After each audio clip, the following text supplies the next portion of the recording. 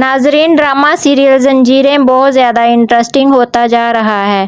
اگر آپ زنجیریں ڈرامہ کے فینس ہیں تو ہمارے چینل کو سبسکرائب کر لیں تاکہ اس ڈرامے کے بارے میں آنے والی ہر اپڈیٹ سب سے پہلے آپ تک پہنچ جائے۔ جب سربلند اور رابعہ بیٹھے بریانی کھا رہے ہوتے ہیں تو سربلند کو اپنا بھائی شیردل یاد آ جاتا ہے۔ سربلند کہتا ہے کہ اسی طرح کے کھانے میں شیردل لالا کو بھی زہر ملا کر دیا جاتا ہوگا۔ رابعہ حیران ہو کر کہے گی کہ لیکن آپ نے تو مجھے یہ بتایا تھا کہ شیردل لالا اور اس کی فیملی کا قتل ہوا ہے، تو اس پر سربلند کہے گا کہ ان کو زہر دیا جاتا تھا، اس سے پہلے کہ ہم تفتیش کرتے ان کو قتل کر دیا گیا۔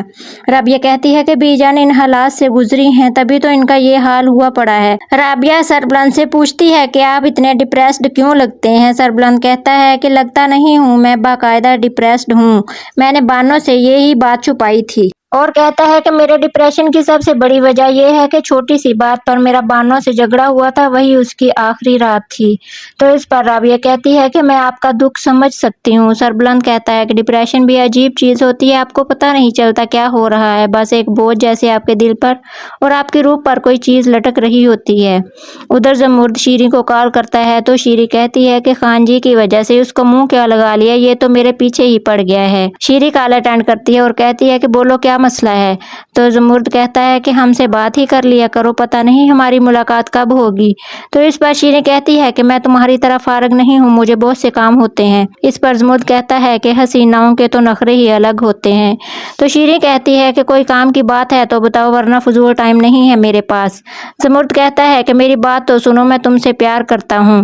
شیریں اس کی بات سنے بغیر جھٹ سے فون بند کر دیتی ہے اور زمرد ہیلو ہیلو کرتا رہ جاتا ہے۔ تو توسم خان کہتا ہے کہ کتے جتنی عزت بھی نہیں ہے تمہاری، وہ کال کاٹ گئی ہے اور ادھر تم ہیلو ہیلو کر رہے ہو۔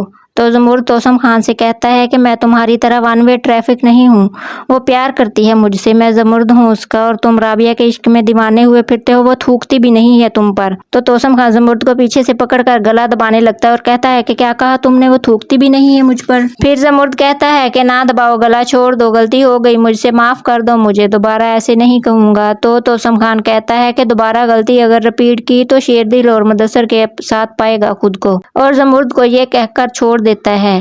دوسری طرف زرمالہ بی جان کے ہینڈ واش کر رہی ہوتی ہے اور سربلند بھی بی جان کی خدمت میں مصروف ہوتا ہے۔ تو سربلند کو کال آتی ہے۔ بی جان کے پوچھنے پر سربلند بتاتا ہے کہ زعفران خان نے پھر سے ہمارے جنگلات والے حصے پر دعویٰ دائر کیا ہے۔ تو بی جان کہتی ہیں کہ پھر کیوں؟ اور زرمالہ کہتی ہیں کہ آپ کا جانا ضروری ہے، آپ جائیں، میں بی جان کو سنبھال لوں گی۔ سربلند کہتا ہے میں بی جان کو چھوڑ کر کیسے جا سکتا ہوں؟ تو اس پر بی جان کہتی ہیں کہ بیٹا زرمالہ ٹھیک کہہ رہی ہیں، تم جاؤ، تمہارا جانا ضروری ہے، میں بہت بہتر ہوں اور یہ بچی زرمالہ میرے پاس ہے اور یہ میرا بہت اچھے سے خیال رکھتی ہے۔ تو سربلند چلا جاتا ہے۔ سین بدلتا ہے اور دکھایا جاتا ہے کہ طیب اور اس کا ماموں رابعہ کے لیے بہت پریشان ہوتے ہیں اور رابعہ کا ماموں سر کو پیٹ رہا ہوتا ہے کہ اس توسم خان نے میری بیٹی کا گھر بسنے سے پہلے ہی اجاڑ کر رکھ دیا، پتہ نہیں اب وہ کس حال میں ہوگی، وہ حویلی والے پتہ نہیں کیا سلوک کرتے ہوں گے اس کے ساتھ۔ طیب کہتا ہے کہ ماما جی اگر آپ اجازت دیں تو میں اس نمبر پر کال کرتا ہوں جس پر بیا اپی نے کال کی تھی، شاید بیا باجی سے بات ہو جائے۔ تو ماما جی کہتا ہے کہ نہیں بیٹا، بیا نے سختی سے منع کیا تھا، میں نہیں چاہتا کہ ہماری وجہ سے بیا کو کسی مشکل کا سامنا کرنا پڑے۔ دوسری طرف سربلند واپس ہاسپٹل آ جاتا ہے اور رابعہ سے کہتا ہے میں کیسے آپ کا شکریہ ادا کروں، جتنا احسان آپ نے مجھ پر بی جان کا خیال رکھ کر کیا ہے، میرے پاس الفاظ نہیں ہے آپ کا شکریہ ادا کرنے کے لیے، آپ برا مت مانیے گا، میں اکیلے میں بھی آپ کو زرمالہ بلا رہا ہوں، عادت بنا رہا ہوں کہیں کسی کے سامنے بے خیالی میں آپ کا اصل نام منہ سے نہ نکل جائے۔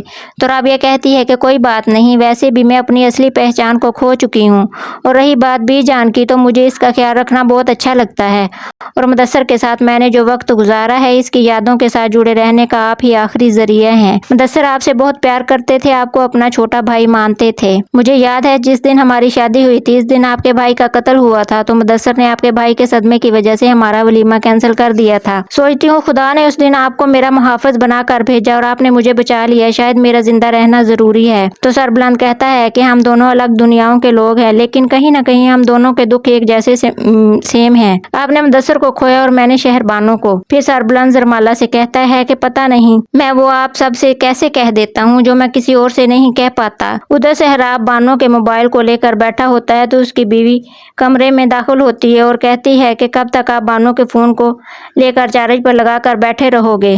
بانو ہمیشہ ہمارے دل میں رہے گی۔ اور اسی وقت طیب اپنے ماموں سے چوری چوری بانو کے نمبر پر کال کرتا ہے تو سہراب کال اٹھاتا ہے۔ طیب کہتا ہے کہ بیا باجی سے بات ہو سکتی ہے؟ سہراب پوچھتا ہے کہ بیا کون ہے؟ تو طیب بتاتا ہے کہ رابعہ مدثر کی بیوی، جو کہ مدثر کے قتل کے بعد آپ کی حویلی میں رہ رہی ہے۔ یہ سربلند کی حویلی ہے نا؟ اس پر سہراب کہتا ہے کہ ہاں، یہ سربلند کی حویلی ہے۔ رابعہ نے بتایا تھا کہ وہ سربلند کی حویلی ہے اور وہ اس میں رہ رہی ہے۔